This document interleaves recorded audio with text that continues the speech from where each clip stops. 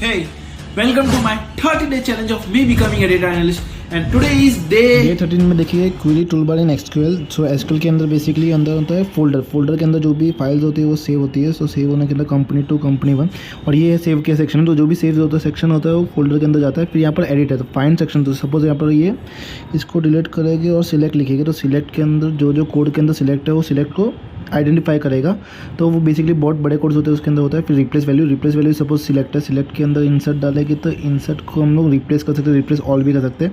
जितने भी select value उसको रिप्लेस कर सकते हैं। फिर उसके अंदर हम लोग देखिए लाइन और कमेंट। तो सपोज यहाँ पर हम लोग को लाइन फाइंड करना 24 लाइन, तो यहाँ पर 24 लाइन पे चला जाएगा कंसर्ट। फिर इंडेंट क्या होता है, वैल्यूज़ होते हैं। वैल्यूज़ को हम लोग सपोज टैप करे जगह पे इंडेंट सेलेक्ट करेंगे तो एक सेक्शन आगे जाएगा, अनइंडेंट करेंगे तो पीछे जाएगा। तो टैप की जगह पे ये भी हम लोग सेक्शन यूज़ कर सकते हैं। फिर अंदर आएगा टोगल कमेंट सपोज यहाँ पर इंसर्ट वैल्यू है ना, तो इंसर्ट हम लोग को यहाँ पर कमेंट लिखना है। तो इंसर्टिंग वैल्यूज़, तो इसको हम लोग रन नहीं करना है, अपन इसको कमेंट बनाना है। तो कमेंट बनाने के लिए टोगल कमेंट लिखिए। और यहाँ पर और एक है टोगल कमेंट इन केस। तो सपोज ये देखो toggle case of selection text.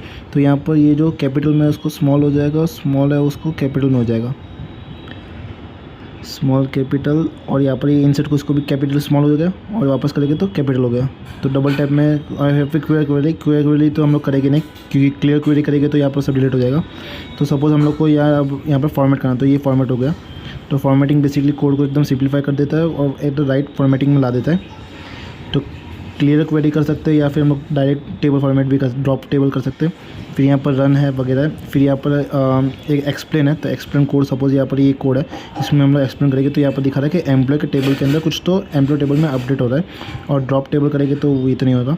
या फिर यहाँ सिलेक्शन करेंगे तो यहाँ पर दिखा रहा है कि एम्प्लॉय टेबल सॉर्ट हो रहा है। तो ये बेसिकली एम्प्लॉय करता है, एक्सप्लेन करता है, एनालिसिस करता है, स्टैटिस्टिक्स दिखाते हैं, अलग अलग वेज दिखाते हैं। फिर सपोज़ इसके अंदर हम लोग अंदर बफर्स, टाइमिंग और कॉस्ट वगैरह वगैरह भी इसके अंदर आ जाता है। फिर अंदर हम लोग को मैक्रोस दिखाता है, रोल बैक दिखाता है और भी system. That's it for today. Subscribe for another day. Bye bye.